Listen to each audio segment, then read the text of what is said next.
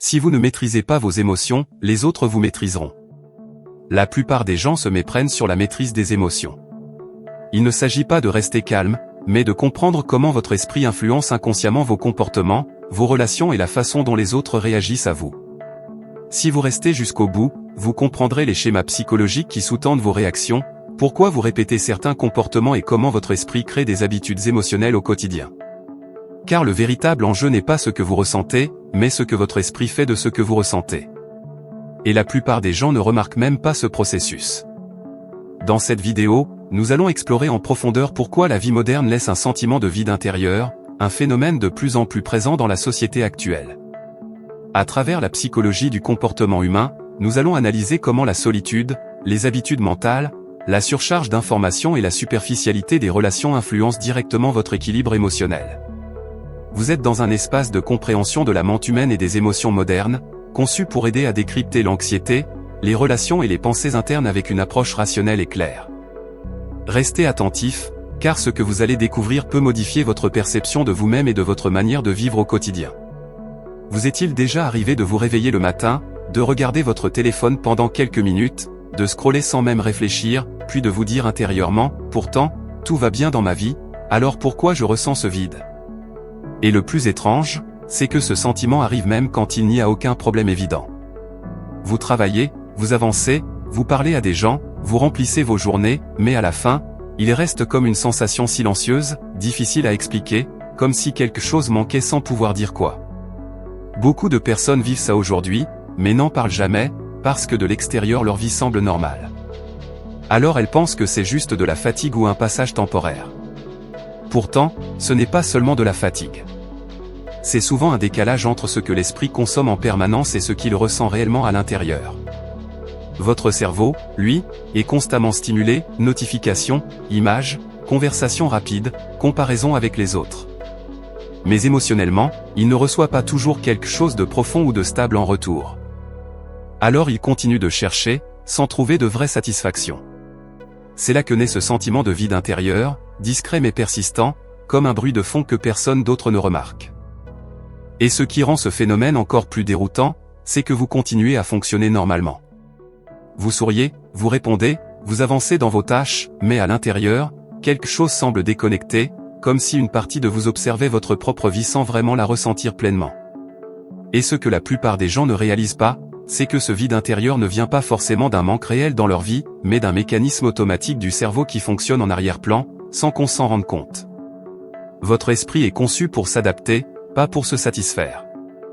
Dès qu'il obtient quelque chose ou une réussite, une nouvelle relation, une distraction, il s'y habitue très vite, puis il réduit l'intensité émotionnelle associée. C'est un processus normal, le cerveau normalise ce qu'il connaît pour continuer à vous pousser vers autre chose. Le problème, c'est que dans la vie moderne, ce cycle est accéléré en permanence. Entre les réseaux sociaux, les conversations rapides, les contenus courts et les comparaisons constantes, votre attention passe d'une stimulation à une autre sans pause réelle. Résultat, votre cerveau s'habitue à beaucoup de petits pics d'émotions, mais perd la capacité à ressentir une satisfaction stable. Et c'est là que le paradoxe apparaît. Vous pouvez être entouré de gens, avoir des projets, même des moments agréables, mais intérieurement, tout semble passer trop vite, comme si rien ne restait vraiment.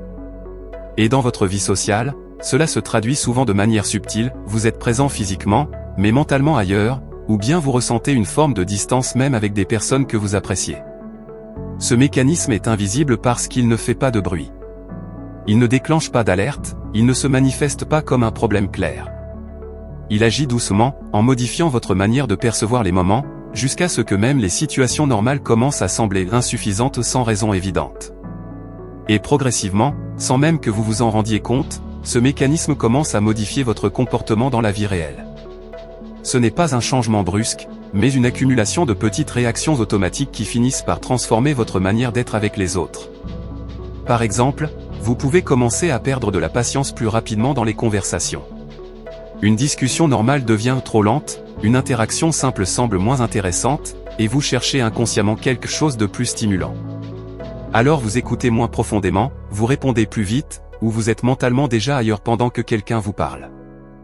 Dans les relations sociales, cela crée une forme de distance invisible. Les autres peuvent sentir que vous êtes présent, mais pas totalement connectés. Et de votre côté, vous avez parfois l'impression de jouer un rôle dans les interactions, comme si vous participiez sans vraiment ressentir la présence du moment. Cette impression est subtile, mais elle finit par influencer la qualité de vos liens. Ce qui renforce encore ce phénomène, c'est le retour psychologique que vous recevez sans vous en rendre compte. Plus vous vous détachez émotionnellement, plus vous cherchez inconsciemment des interactions plus intenses ou plus rapides pour compenser. Mais ces interactions rapides ne comblent pas le manque, elles l'amplifient doucement. Et dans ce cycle, votre cerveau apprend quelque chose de particulier, il associe la vie quotidienne à quelque chose de moins intéressant, presque plat, même si rien n'a réellement changé autour de vous. C'est ainsi que certaines personnes commencent à ressentir une baisse de connexion avec leur entourage, sans conflit, sans raison visible, juste une transformation progressive de leur perception sociale. Et si l'on va encore plus profondément, ce que vous vivez aujourd'hui n'est pas uniquement lié à votre environnement actuel. Une grande partie de ce ressenti vient aussi de la manière dont votre esprit a appris à fonctionner au fil du temps, à partir de vos expériences passées, souvent sans que vous en ayez conscience. Votre cerveau ne retient pas seulement des souvenirs d'événements, il enregistre surtout des sensations émotionnelles répétées. Par exemple, des périodes où vous vous êtes senti seul même entouré, des moments où vous avez dû gérer vos émotions sans les exprimer, ou encore des situations où vous avez appris à vous adapter plutôt qu'à comprendre ce que vous ressentiez réellement. Tout cela crée une mémoire émotionnelle silencieuse. Avec le temps, cette mémoire devient un modèle interne. Elle influence vos réactions actuelles sans passer par la réflexion consciente. C'est pour cela que certaines personnes reproduisent les mêmes sensations dans des contextes différents, une impression de vide dans des relations pourtant nouvelles, une difficulté à se sentir pleinement présent même dans des moments positifs, ou encore une tendance à se déconnecter émotionnellement dès que quelque chose devient trop stable. Ce qui est important à comprendre, c'est que votre esprit cherche toujours une forme de continuité avec ce qu'il connaît déjà. Même si votre vie change, votre perception intérieure peut rester attachée à des anciens schémas émotionnels. C'est comme si une partie de vous réinterprétait le présent à travers des filtres anciens, créés par des expériences que vous avez peut-être oubliées, mais que votre cerveau, lui, n'a jamais effacées. Et c'est là que se forme une répétition invisible, vous vivez de nouvelles situations, mais vous ressentez parfois les mêmes états intérieurs, comme si une boucle émotionnelle continuait de tourner en arrière-plan, influençant votre manière de percevoir les autres, les relations et même vous-même. Et à partir du moment où vous commencez à reconnaître ces mécanismes, quelque chose change déjà dans votre manière de voir les choses. Pas à l'extérieur, pas immédiatement dans votre vie, mais dans votre perception interne. Vous ne regardez plus vos émotions comme des problèmes isolés, mais comme des réponses automatiques construites au fil du temps. Ce vide, cette sensation de déconnexion ou cette impression de répétition ne sont plus simplement des états à corriger, mais des signaux. Des indicateurs que votre esprit fonctionne selon des schémas précis, souvent hérités de votre passé et amplifiés par votre environnement actuel. Et le simple fait de voir cela clairement commence déjà à modifier la relation que vous avez avec ce que vous ressentez. Parce qu'avant, ces sensations semblaient être la réalité elle-même. Maintenant, elles deviennent des phénomènes que vous observez. Et cette distance entre ce que vous ressentez et ce que vous comprenez de ce que vous ressentez change complètement la dynamique intérieure. Vous ne réagissez plus exactement de la même manière, même si les émotions sont encore là. Mais cela ne signifie pas que tout disparaît ou que tout devient simple. Il n'y a pas de transformation instantanée ni de solution magique. Ce que cela ouvre, en revanche, c'est une autre façon de lire votre propre esprit. Une manière plus lucide, plus consciente, où vous commencez à identifier les cycles au lieu de simplement les subir.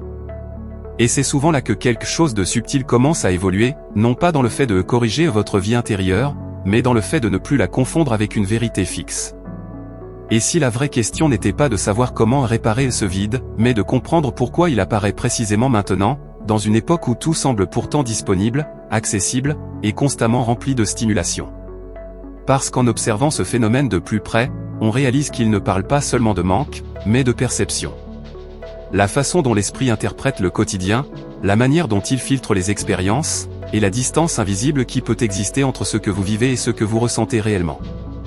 Peut-être que ce vide n'est pas une absence totale, mais un espace que votre esprit n'arrive plus à remplir de la même manière qu'avant. Un espace qui devient perceptible uniquement quand tout autour devient trop rapide, trop fragmenté, trop bruyant.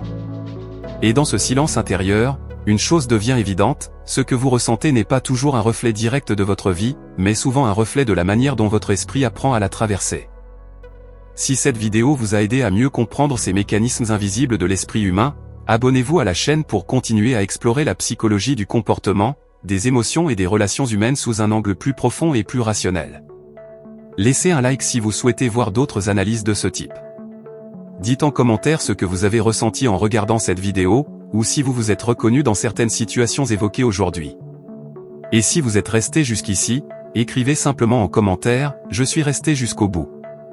Vous pouvez également continuer votre exploration en cliquant sur la vidéo qui apparaît à l'écran et découvrir la playlist complète du canal, où d'autres thèmes sur la solitude, la personnalité et les schémas mentaux sont déjà disponibles.